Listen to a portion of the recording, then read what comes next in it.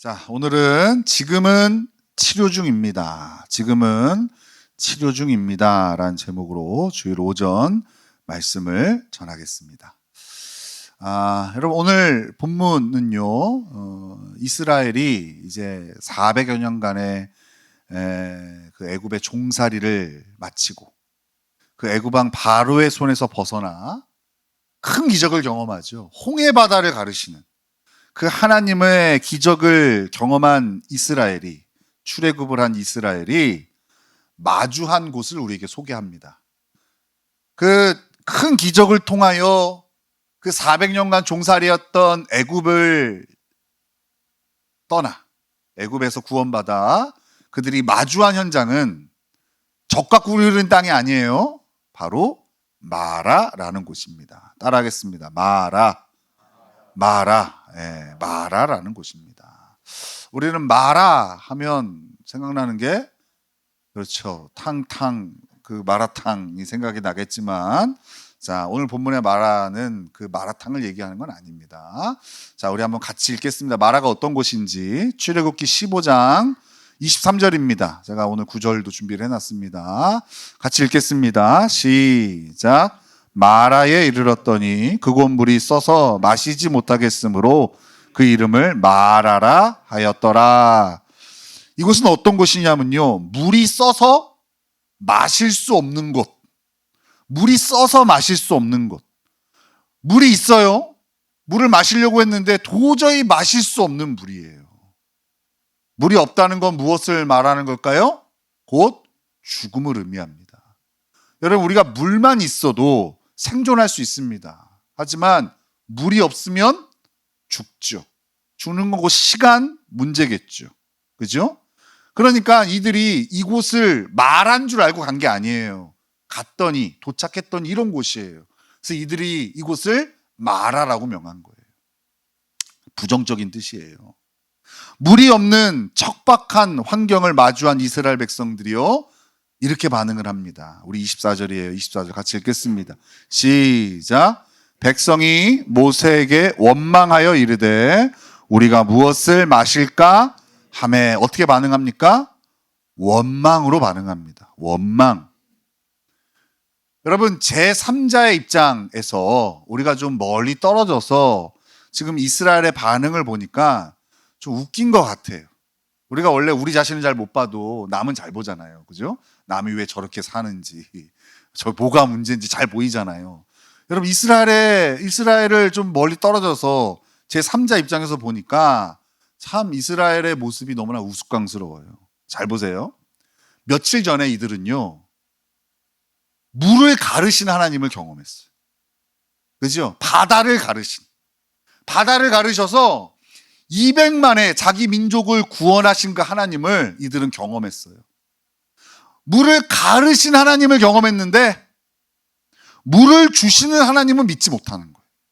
그게 지금 이스라엘의 수준인 거예요. 아마 이들은 서로 이렇게 서로 말했을 겁니다. 야, 하나님이 이전에 물을 가르치기는 했지만 하나님은 우리가 마실 물을 주실 능력은 없으실 거예요. 이전에 우리가 하나님을 경험하긴 했지만 이 문제는 하나님 해결하실 수 없는 것 같아. 서로 이런 얘기를 하지 않았을까요? 우리도 비슷하지요. 분명 이전에 하나님을 경험했어요. 그러니까 여기 앉아 있는 거 아니겠어요? 나 같은 죄인을 구원하시고 또 여러 어려움 가운데서도 하나님 당신의 손길을 통해서 우리를 지키시고 보호하시고 인도하신 이런 그런 간증들이 다 있지 않으세요? 그래서 이 자리에 있는 거 아니겠어요? 근데 오늘의 문제 앞에서 우리는 우리가 믿는 하나님은 너무나도 무기력한 신이 되는 거예요. 옛날에는 활동을 하셨는데 오늘은 아무 능력도 없는 신. 지금 이스라엘이 바라보는 하나님이 이런 하나님인 거예요. 우리를 구원하신 하나님이지만 지금 나의 재정 문제라든가 건강의 문제라든가 인간관계의 문제는 도저히 해결하실 수 없으실 것 같아요. 여러분, 그렇잖아요. 그죠? 그래서 기도 안 하시는 거잖아요. 그잖아요. 기도해봤자 뭐예요? 어차피 우리 하나님 능력이 없는데. 그러니까 기도, 힘들고 어렵고 여러 문제가 있는데 기도 안 하시는 이유가 그거 아니겠어요? 이스라엘의 이 원망하는 모습과 비슷한 거 아니겠어요? 옛날에는 하나님 해주셨지. 근데 요새 하나님은 좀 약간 연식이 되신 것 같아. 요새 하나님은 이제 이런 능력은 별로 없으신 것 같아. 그러니까 골머리를 썩고 밤에 잠을 못 자면서도 절대 기도는 안 하죠. 이렇게 상황과 환경에 절대적인 지배를 받는 이스라엘 백성에게 하나님께서 자신을 소개하세요. 하나님 뭐라고 자신을 소개하실까? 우리 26절을 같이 읽겠습니다. 26절 시작. 이르시되 너희가 너희 하나님 나 여호와의 말을 들어 순종하고 내가 보기에 의를 행하며 내 계명에 귀를 기울이며 내 모든 규례를 지키면 내가 애굽 사람에게 내린 모든 질병 중 하나도 너희에게 내리지 아니하리니 나는 너희를 치료하는 여호와임이라. 하나님 당신을 뭐라고 소개하시냐면 치료하는 하나님이다. 이렇게 소개합니다. 따라하겠습니다. 치료하는 하나님, 치료하는 하나님이라고 당신을 소개하고 계세요. 이 말이 무슨 말일까요? 지금 이스라엘이 병들었다는 말이죠. 그러니까 하나님 지금 당신을 치료하는 하나님이라고 소개하고 있는 거예요. 이스라엘이 병들었으니까. 상황과 환경에 절대적인 지배를 받아서 상황이나 환경이 조금만 안 좋아져도 하나님의 은혜를 잊은 채 하나님을 폄하하고 원망하고 불평하는 것, 이것을 하나님은 질병으로 지금 여기고 계신 거예요. 이 질병의 이름으로 한번 붙여볼까요? 여러분 뭐라고 붙여볼까요? 여러분 마음과 제 마음이 같은지 한번 볼까요? 여러분 이 병을 뭐라고 이름 붙이면 우리가 평생 기억할 수 있을까요? 불치병? 역시 제가 여러분들보다 한 수 위입니다. 오늘 제가 이 병의 이름을 이렇게 붙일게요. 마라병이라고 붙일게요. 마라병. 불치병은 많잖아요. 근데 마라병은 이거밖에 없잖아요. 마라에서 발생된 질병, 아니 마라에서 발견된 질병. 그래서 마라병. 조금만 상황이 안 좋아지고 자신에게 불리하고 불편해지는 상황이 주어지면 망했다고, 끝났다고, 하나님은 나에게 저주를 내리시는 분이라고 이렇게 단정 지어 버리시기를 잘하신다면 자신이 마라병에 걸렸구나 생각하시면 됩니다. 혹시 자기가 지금 마라병을 앓고 있다 하시는 분 있으면 손을 들어볼까요? 네, 설교 준비를 잘못했네요. 우리는 마라병이 없습니다. 그죠? 우리 교회는. 그럼 이제 이 설교를 잘 듣고 주변에 마라병 걸리신 분들이 있으면 꼭 전해주세요. 알겠죠? 여러분들이 불치병이군요. 자기 병도 모르는. 그죠? 자, 그러면 하나님이 이제 이 마라병을 어떻게 고치시느냐. 치료하시는 하나님이라고 그랬으니까 어떻게 이 마라병을 고치시는지 한번 보겠습니다. 우리 25절을 읽겠습니다. 25절. 자, 같이 읽습니다. 시작.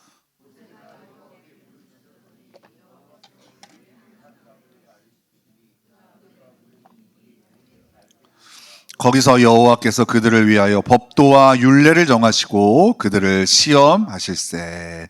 여러분 하나님의 처방전이 두 개가 나와요. 두 개가 나오는데 첫 번째는 그들을 위한 법도와 율례를 주시는 거예요. 이게 첫 번째 처방전이에요. 그들을 위한, 이스라엘을 위한 법도와 율례를 주시는 거. 그리고 두 번째 처방전은요, 그들을 시험하시는 거예요. 여기서 말하는 시험은 테스트예요, 테스트. 자, 그럼 이 처방전을 조금 설명해 볼게요. 이스라엘이 원망하는 이유, 하나님이 보시기엔 그들이 원망하는 이유를 이렇게 보신 거예요. 절대적인 기준이 없어서인 거예요. 그들이 붙잡고 있는 절대적인 기준이 없기 때문에 변화무쌍한 상황과 환경에 철저하게 지배를 받고 있는 거예요. 조금만 좋아지면 하나님 찬양하고 조금만 안 좋아지면 원망하는 거예요. 여러분 오늘 본문에 바로 앞에 보면요, 막 미리암의 노래, 막 홍해 바다를 가르시고 우리를 구원하신 하나님 막 찬양하는 이스라엘의 찬양이 나와요. 그리고 바로 나온 게 마라예요. 마실 물이 없으니까 하나님 원망하고 불평하고 폄하하고 변화무쌍한 상황과 환경에 철저하게 지배를 받는 그 이유를 하나님은 절대적인 기준이 없기 때문이라고 보신 거예요. 그래서 하나님은 그들이 붙잡을 수 있는 절대적인 기준을 주시는 거예요. 그게 법도와 율례예요. 여러분, 하나님은 우리에게도 성경이라는 절대적인 하나님의 기준을 주셨습니다. 여러분, 지금 앞에 있는 성경, 여러분, 이것은 변하지 않아요. 수천 년이 지나도 변하지 않아요. 왜 안 변하죠? 진리는 변하지 않아요. 그죠? 진리가 아닌 것들은 변하죠. 진리는 변하지 않아요. 이 변하지 않는 절대 진리인 이 하나님의 말씀을 삶의 기준으로 삼는 사람은요, 상황과 환경에 쉽게 휘둘리지 않습니다. 제가 평생 붙잡고 있는 하나님의 약속의 말씀, 그 절대 진리가 있어요. 디모데후서 3장 16절 17절과 이사야 15장 11절 12절이에요. 여러분, 귀에 박히도록 제가 나누죠. 여러분들에게 잘 들으라고 하는 것보다도 제가 자꾸 나눠서 제가 기억하는 거예요. 이 절대 진리를. 하나님께서 저를 하나님의 사람으로 온전케 하실 것이라는 변하지 않는 진리의 약속. 하나님께서 나의 사역을 통해서, 내게서 날짜들을 통하여 오래 황폐된 곳을 다시 세울 것이라는 그 절대 진리의 약속. 이 절대 변하지 않는 진리의 약속은 변화무쌍한 나 자신과 또 변화무쌍한 사역의 환경과 상황에 저를 휘둘리지 않게 합니다. 내가 느끼는 그 감정은 부정적일 수 있어요. 매번 바뀌어요. 아침과 저녁이 달라요. 지난주와 이번 주가 달라요. 이렇게 변화무쌍하고 또 내 느낌이 부정적일 수 있지만 저는 그것을 믿지는 않아요. 내 안에 그런 마음이 들어요. 그래, 마음이 들 수 있죠. 느낌이 들 수 있죠. 하지만 그것이 진리가 아니라는 건 알아요. 그래서 그것을 주장하진 않아요. 하나님의 약속의 말씀만이 절대 진리이기 때문에 상황과 환경이 주는 느낌과 감정에 휘둘리지 않고 묵묵히 흔들리지 않고 오히려 하나님을 기대하고 감사하며 걸어가게 되는 거예요. 이것이 첫 번째 처방전이에요. 두 번째 처방전은 시험입니다. 시험을 통해서 하나님은 이스라엘이 스스로가 얼마나 치료되어 가고 있는지를 보게 하시는 거예요. 앞으로 펼쳐질 40년의 광야 생활은요, 이 하나님의 시험으로 가득 채워집니다. 하나님의 테스트로 가득 채워져요. 상황과 환경에 휘둘리면 불평과 원망을 끊임없이 하는 이스라엘이지만 결국 이 시험을 통해서 하나님은 상황과 환경을 뛰어넘는 하나님을 계속 이스라엘이 경험하게 해주세요. 그리고 경험할 뿐만 아니라 이 과정들을 통하여 그들이 얼마나 성장하고 있는지를 하나님 보여주고 계시는 거예요. 여러분, 우리는 맨날 떨어지는 시험만 본 적이 있잖아요. 그죠? 뭐 이거 보면 떨어지고. 우리 용엽사님 얼마 전에 뭐 자격증 시험 봤는데 똑 떨어져가지고 얼마나 실망했는지. 다시 붙었다고 그랬나요? 그죠? 다시 이제 구제가 돼가지고. 인생이 항상 마지막 이제 최후로 이렇게 추가로 붙는 인생이라서. 그죠? 은혜가 넘치죠. 그죠? 그래서 우리는 이 시험에 대한 태도가 좀 변질되어 있는 경우들이 많아요. 여러분, 이 시험은 하나님이 우리를 떨구기 위한 시험이 아닙니다. 이 시험을 통하여 하나님 우리를 고치시고 그리고 우리가 얼마나 잘 자라고 있는지를 보여주시는 시험인 거예요. 하나님 우리 삶에 이런 수많은 이스라엘에게 광야를 주셨던 것처럼 우리 인생에도 그런 광야를 주시죠. 그 시험을 주세요. 이 시험 때문에 우리는 죽을 것 같기도 해요. 지금 사실 그렇잖아요. 여러분이 마주한 문제를 보세요. 죽을 것 같잖아요. 그 문제 때문에 너무 힘들잖아요. 그런데 사실 우리는 이 하나님의 시험 때문에 지금 치료받고 있고 성장하고 있는 거예요.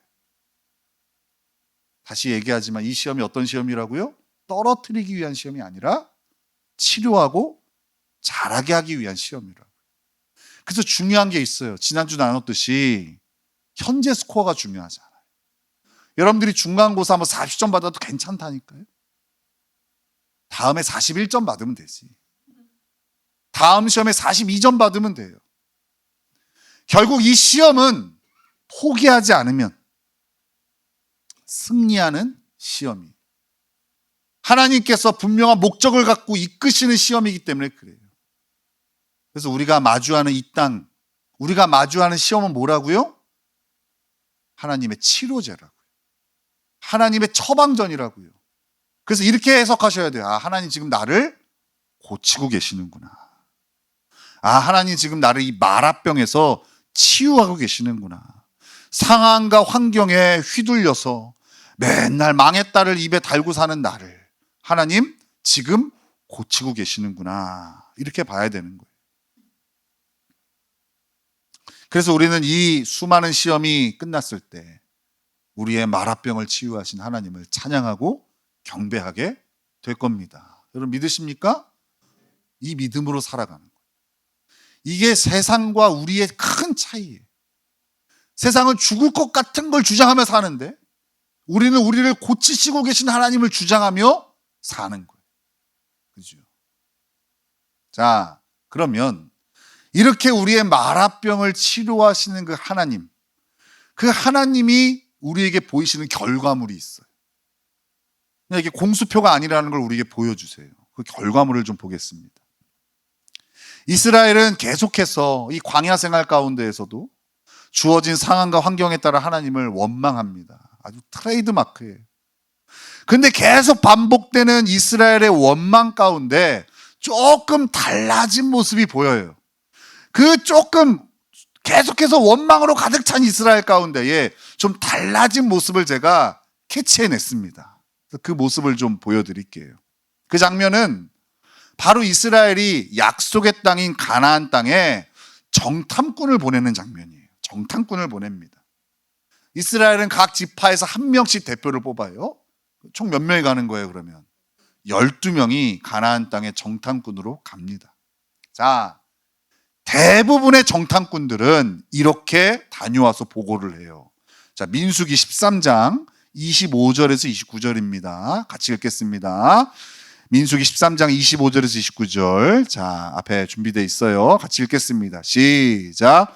40일 동안 땅을 정탐하기를 마치고 돌아와 바란 광야 가데스에 이르러 모세와 아론과 이스라엘 자손의 온 회중에게 나와 그들에게 보고하고 그 땅에 과일을 보이고 모세에게 말하여 이르되 당신이 우리를 보낸 땅에 간즉 과연 그 땅에 젖과 꿀이 흐르는데 이것은 그 땅의 과일이니이다.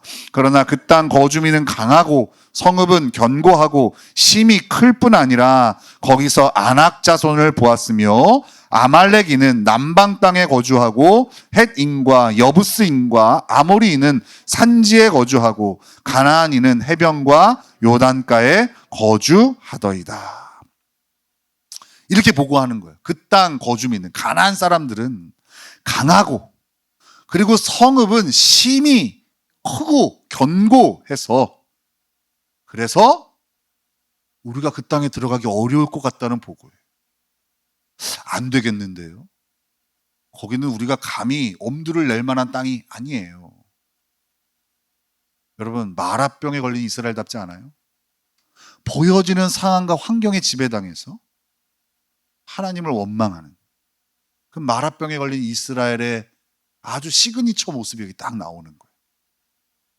이 보고를 들은 이스라엘, 그러니까 대표들이 갔다 왔잖아요. 대표들이 갔다 와서 큰일 났다. 우리 저 땅에 그냥 들어가다간 다 몰살한다. 그들은 강하다. 우리가 이런 오합지졸이 거기를 무너뜨릴 수 없을 만큼 견고한 성이다. 우리가 무모하게 들어가면 우리 다 죽는다. 이 보고를 들은 이스라엘 백성들이 이렇게 반응을 합니다. 민수기 14장 1절에서 4절입니다. 앞에 준비되어 있어요. 자, 시작. 온 회중이 소리를 높여 부르짖으며 백성이 밤새도록 통곡하였더라. 이스라엘 자손이 다 모세와 아론을 원망하며 온 회중이 그들에게 이르되 우리가 애굽 땅에서 이 광야에서 죽었으면 좋았을 것을 어찌하여 여호와가 우리를 그 땅에서 인도하여 칼에 쓰러지게 하려 하는가? 우리 처자가 사로잡히리니 애굽으로 돌아가는 것이 낫지 아니하냐? 이에 서로 말하되 우리가 한 지휘관을 세우고 애굽으로 돌아가자 하며. 보여지는 상황에 따라 하나님과 사랑을 원망할 뿐 아니라 아예 이들은 보여지는 상황에 따라 결정까지 해버립니다. 어떤 결정을 합니까? 더 이상 모세를 따르지 않고, 모세는 약속의 땅인 가나안으로 가는 목적을 이루는 지도자였어요. 근데 이제 가나안 땅 가지 말자는 거예요. 모세 말고 따로 지도자를 세워요. 어떤 목적으로? 다시 애굽으로 돌아갈 지도자를 세워서 우리 애굽으로 돌아가자는 거예요. 기가 막히지 않습니까? 우리가 멀리서 제3자 입장에서 보니까 얼마나 어리석고 기가 막힌 결정입니까? 근데 여러분, 우리의 삶에도 이와 같이 마라병 중증을 넘어 말기의 모습이 많이 보이지 않습니까? 보여지는 상황과 환경에 따라서 느껴지는 감정과 느낌으로 중요한 결정을 막 해버려요. 그죠? 하나님의 약속에 따라 결정하는 것이 아니라 그런 것 같은 것, 저런 것 같은 것, 문제를 피하기 위해서 어쩔 수 없이 그런 선택들을 해가는 거예요. 그 수천 년 전의 이스라엘의 모습이 남 얘기가 아니라는 거예요. 근데 여기서 모두가 마라병에 걸려 뭔가에 홀린 것처럼 원망하고 어리석은 결정을 하는 그 순간, 지금 이 순간 마라병에서 완치를 받아 하나님의 약속을 붙잡고 외치는 두 사람이 등장을 합니다. 오늘 여기는 졸고 있는 두 사람이 있는데 아직도 안 깨네요. 나는 점심을 먹고 배불러서 오후에 조는 줄 알았어요. 근데 아침부터 조는 거 보니까 제가 마라병에 심히 걸려서 그런데 정말 제 설교가 별론가 봅니다. 또 마라병에 이렇게 들어서 제가 저와 다르게 너도 자고 있었니?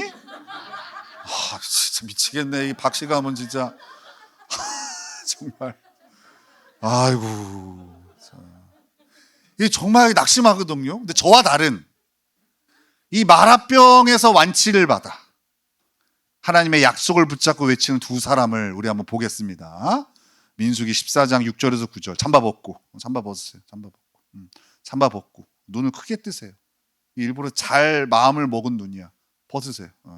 14장 6절에서 9절을 같이 읽겠습니다. 시작.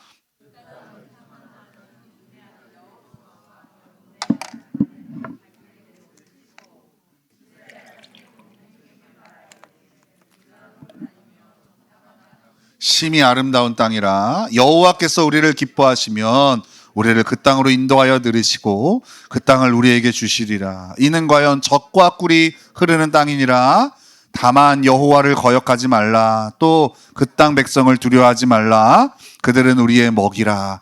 그들의 보호자는 그들에게서 떠났고 여호와는 우리와 함께 하시느니라. 그들을 두려워하지 말라 하나. 다른 정탐꾼들과 함께 가나안 땅을 같이 정탐했던 여호수아와 갈렙, 이들은 같은 걸 봤어요. 크고 견고한 성, 그 장대한 그 나라 사람들의 아주 견고한 모습, 같은 걸 봤다니까요. 같은 상황과 환경을 마주했어요. 그런데 이들은요, 보여지는 상황과 환경에 휘둘리지 않고 변하지 않는 하나님의 약속으로 상황과 환경을 해석합니다. 같은 것을 봤다니까. 다른 걸 본 게 아니에요. 10명은 일로 가고 2명은 딴 데 가서 본 게 아니에요. 같은 걸 봤지만 여호수아와 갈렙은 하나님이 이 땅을 우리에게 분명히 주시겠다고 약속하셨어. 이 변하지 않는 절대 진리의 약속을 붙들고 그 땅을 해석하는 거예요. 그러니 모두가 자신들이 그 땅에 들어가면 몰살할 땅이라고, 우리에게 멸망의 땅이라고 표현한 곳을 이렇게 표현해요. 심히 아름다운 땅, 젖과 꿀이 흐르는 땅, 이렇게 소개하고 있는 거예요. 저는 이 여호수아와 갈렙이 하나님이 이스라엘을 치료하시는 결과물의 모델이라고 생각해요. 이런 메시지겠죠. 이 계속 광야 생활 내내 불평하는 이스라엘만 계속 봅니다. 그죠? 오죽하면 이게 우리 하나님이 실제 삐지신 건 아닌데 삐지신 것처럼 얘기하실 때가 있어요. 모세한테 야 이제 나 포기해야 되겠다. 근데 내가 너한테는 약속을 했으니까 너 너를 지도자로 해서 새로운 사람을 내가 꾸려줄게. 얘네들은 다 버려야겠다. 하실 정도로 생각해 보세요. 마라병의 중증이야. 이게 고쳐질 것 같지 않아. 그죠? 우리가 모세오경 내내 그런 이스라엘의 마라병에 걸린 그 원망과 불평이 그냥 쩌든 모습을 본단 말이에요. 그런데 이 여호수아와 갈렙을 통해서 하나님 우리에게 이렇게 말씀하시는 거예요. 내가 마라병에 걸린 너희를 이렇게 고칠 거야 라고 보여주신 모델이 여호수아와 갈렙인 거예요. 목회를 하다 보면 좀 절망적인 마음이 들 때가 있어요. 여기 앉아있는 모든 성도들이 마라병에 걸린 것 같은 거예요. 응? 너무 편해서 그런 건지 만나면 소망의 얘기를 하기보다는 맨날 상황과 환경에 대한 절망적인 얘기들, 그 어려움 때문에 맨날 포기하고 싶다는 마음들, 하나도 마음이 즐겁지 않다고 하는 그 마음들, 이런 마음들을 나누는 우리 성도들을 보면 참 목회가 절망적인 생각이 들 때가 있어요. 내가 지금 우리 하나님의 사람들과 함께하고 있는 것인지 아니면 좀비들하고 같이 있는 건지. 이 마라병에 걸리면요 증상이 좀비랑 비슷합니다. 눈이 퀭하고요. 일단 눈에 초점이 없어요. 그리고 움직이긴 하는데 빠릿빠릿하지 않아요. 느긋 움직입니다. 어떤 자극에도요 항상 와 이렇게 반응을 합니다. 분노, 승질, 원망, 짜증. 이렇게 온통 상황과 환경에 예민해져 있는 우리 성도들 틈에 있다 보니까 좀 회의적인 마음이 들어요. 내가 목회를 못해서 그렇구나. 오늘 졸고 있는 우리 형제들을 보면서 내가 설교를 참 못해서 그렇구나. 왜냐하면 너무 일관적으로 졸거든요. 어쩌다 조는 게 아니라 너무 일관적으로 졸니까 회의가 들어요. 내가 목회를 잘 못해서 그런가 이런 생각이 되게 많이 들어요. 근데 그때 이런 목회 현장 가운데 가끔 여호수아와 갈렙이 내 눈앞에 나타납니다. 내 눈앞에 나타나. 누가요? 여호수아와 갈렙이 나타나요. 절망적인 상황이에요. 누가 봐도 고난이라고 얘기할 수 있어. 감히 이런 사람한테 위로도 못 꺼내요. 내가 그 마음을 알아. 이런 말을 할 수가 없어. 막 그런 상황에 처해져 있는 성도가 있는데 그들이 하나님의 약속을 주장하면서 소망을 얘기하는 성도들을 아주 가끔 막 낙심할 쯤 하면은 만나게 해주세요. 하나님이. 이들은요 오히려 상대를 향하여 믿음의 눈으로 보지 못해서 자기를 위로하려고 하는 상대에게 위로해요. 가장 좋은 거 주시는 하나님을 주장하면서 오히려 이 광야가 하나님이 나를 치료하시고 나를 온전케 하시는 현장이라고 고백하면서 오히려 서로 위로하는 이런 성도들을 만나요. 그를 통하여 하나님을 찬양하게 되는 거예요. 여호와는 나의 목자시니 내게 부족함이 없으리로다. 올해 나눴던 약속들 우리 성도들을 다 하는데요. 제가 이 약속을 써낸 성도들은 절대 잊지 않아요. 그리고 제가 항상 왜냐하면 제가 이 약속을 붙들고 살아본 한 해가 있거든요. 그리고 이 시편 23편 1절을 주장하면서 한 해를 시작하는 얘기 그렇게 얘기를 하죠. 네 인생 참 오래 힘들겠구나. 얼마나 하나님 힘든 고난의 길, 광야의 길을 주시면 이 약속을 주실까? 그런데 가끔 나타나는 여호수아와 갈렙은요, 나에게 가장 좋은 거 주시는 그 하나님으로부터 자신의 모든 상황과 어려움과 광야를 해석하는 거예요. 이런 성도들을 만나는 것이 쉬운 일은 아니에요. 모두가 그랬으면 좋겠는데 그렇지는 않더라고요. 그러나 이런 소수의 성도들은요, 저에게 다시 일어날 힘을 주세요. 아, 하나님께서 우리를 치료하고 계시는구나. 다 좀비들밖에 없는 줄 알았는데, 오, 여호수아와 갈렙이 있구나. 하나님 치료하고 계시는구나. 나도 상황과 환경에 이렇게 연약한 마라병에 걸린 목사이지만 하나님, 나도 이 형제처럼, 이 자매처럼 나를 고치고 계시는구나. 여러분, 함익병이라는 의사를 아십니까? 이 사람 피부과 전문이더라고요. 근데 이 사람이 이런 얘기를 해요. 여드름 있잖아요, 여드름. 여러분, 여드름 때문에 병원 가보신 적 있으십니까? 이 함익병 의사가 그렇게 얘기해요. 여러분, 여드름은 병입니다, 이렇게 얘기해요. 근데 우리나라 사람들은 여드름을 병이라고 생각 안 한다는 거예요. 그냥 누구 좋아하면 생기는 뾰루지라고 생각해요. 여드름, 너 누구 좋아하는구나, 막 이렇게 놀리기나 하고 하는데, 여드름은 병이래요. 관리해서 낫는 병이 아니라 병원 가서 치료해야 된대요. 그래서 제때 치료 안 하면 평생 그 피부에 상처로 남는다고 하는 거예요. 근데 사람들이 이거를 잘못 인식해서 치료하려고 안 한다는 거예요. 뭐 비누를 바꾼다던가, 아니면 뭐 이렇게 누구 좋아하는 사람을 없앤다던가, 뭐 이런 식으로 해가지고 이 여드름을 관리하려고 한다는 거예요. 근데 여드름은 질병이라서 반드시 적극적으로 치료해야 낫는다는 거예요. 여드름 때문에 고생하고 계신 분 있으면 빨리 피부과를 가세요. 그리고 약을 열심히 먹으래요. 그러면 날 수 있대요. 우리가 상황과 환경에 쉽게 휘둘리고 또 그 느낌과 감정에 따라 어리석은 결정을 하는 것, 여러분, 이거 질병입니다. 질병이에요. 저절로 좋아지지 않아요. 나이가 든다고 해서 좋아지지 않아요. 그냥 신앙의 연수가 흘러간다고 좋아지지 않아요. 이거 적극적으로 치료해야 되는 거예요. 우리의 치료자 되시는 하나님은 우리에게 이 마라병에 대한 치료제를 주셨어요. 두 가지 뭐라고요? 변하지 않는 하나님의 말씀, 그리고 광야라는 하나님의 시험의 현장. 이것이 하나님 우리에게 주신 치료제라고요. 우린 날마다 하나님의 말씀으로 시작하여 우리의 광야를 바라보는 치료를 적극적으로 해야 됩니다.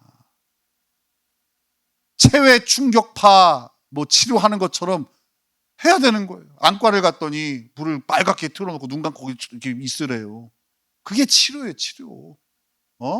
어디 우리 발목 삐면은 물리치료 열심히 받고 한의원 가서 치료 받잖아요. 그런 것처럼 하나님의 말씀으로, 변하지 않는 하나님의 말씀으로 광야라는, 우리의 광야를 바라보는 이 치료, 이것을 열심히 받아야 된다고. 현재의 스코어에 낙심하지 않고 끝까지 치료를 열심히 하는 자는 반드시 엘림을 만나게 될 거예요. 갑자기 무슨 엘림입니까? 마라 계속 얘기해도 엘림이 뭡니까? 엘림이 뭔지 소개해 드릴게요. 자, 출애굽기 15장 27절이에요. 출애굽기 15장 27절 같이 읽겠습니다. 시작. 그들이 엘림에 이르니 거기에 물샘 12과 종려나무 70그루가 있는지라 거기서 그들이 그물 곁에 장막을 치니라. 여러분, 마라를 지나자마자 이스라엘이 마주하는 곳이 엘림이에요. 이 엘림은 어떤 곳이냐? 물샘이 12개가 있어요. 아까 마라는 마실 물이 없는 곳이었어요. 쓴 곳이었어요. 마실 물이 쓴 곳. 도저히 마실 물이 없는 그 고난의 현장. 근데 엘림은요, 물샘이 12개가 있고 그 종려나무가 70그루, 그들에게 그늘을 주는, 광야에서 그늘을 주는 그 종려나무가 70그루가 있는 곳이에요. 생명이 있는 곳이에요. 이것은 마라를 지나야만 마주할 수 있는 곳이에요. 하나님이 우리가 마라를 지나 이 엘림을 누리시기를 원하시는 거예요. 하나님 우리에게 지금 엘림을 예비하셨다니까요.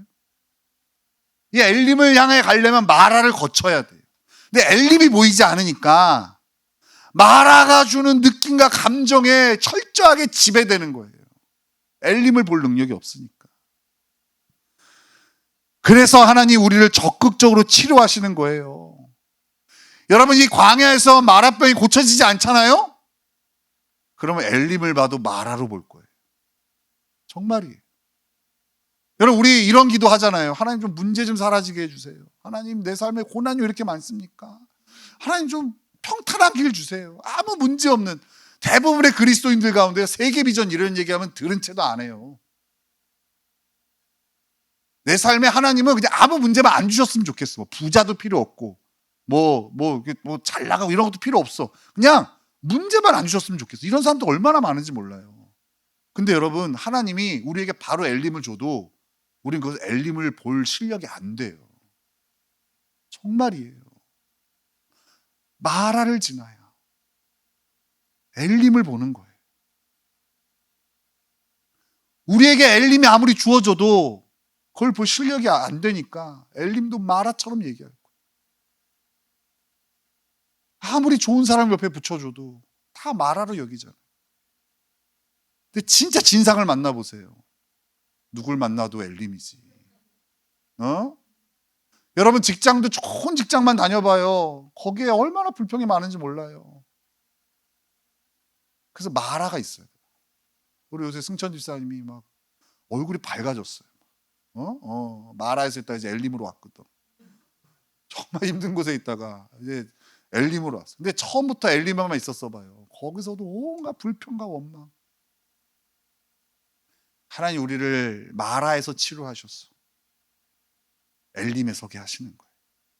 여러분 이거 믿으십니까? 우리는 지금 엘림으로 가고 있어요. 이걸 다른 표현으로 우리는 지금 치료 중에 있어요. 우리 옆에 사람한테 이렇게 얘기해 줍시다. 당신은 치료 중에 있습니다. 물론 아직 완치는 아니에요. 그러니까 좀 여유 있게 보세요. 아직 완치는 아니니까 부족할 수는 있어. 아직도 마라병이 나와 좀비처럼. 그런데 치료 중에 있어요. 올해 우리를 치료하시는 이 하나님을 신뢰하자고요. 우리가 마라병에 걸렸음을 인정하고 하나님이 주신 치료제를 열심히 복용합시다. 이 예배에 빠지지 않고 나오시고 말씀도 열심히 배우시고 아침마다 여러분 새벽을 깨워 기도도 하고 경건의 시간을 통하여 하나님 말씀으로 교제하고 이렇게 열심히 하나님이 주신 치료제를 복용하자고요. 그리고 하나님이 주신 또 광야라는 우리의 삶에서의 그 치료제를 잘 걷자고요. 그러면 반드시 우리를 치유하시는 하나님이 허락하신 엘림을 누리게 될 줄로 믿습니다. 누리게 될 줄로 믿습니다. 그 엘림에서 우리 모두 함께 만나 서로 교제하고 기뻐하고 하나님을 찬양하는 그 현장이 우리 강복교회가 되기를, 여러분의 가정이 되기를, 여러분의 직장이 되기를, 학교가 되기를 예수님의 이름으로 축원합니다.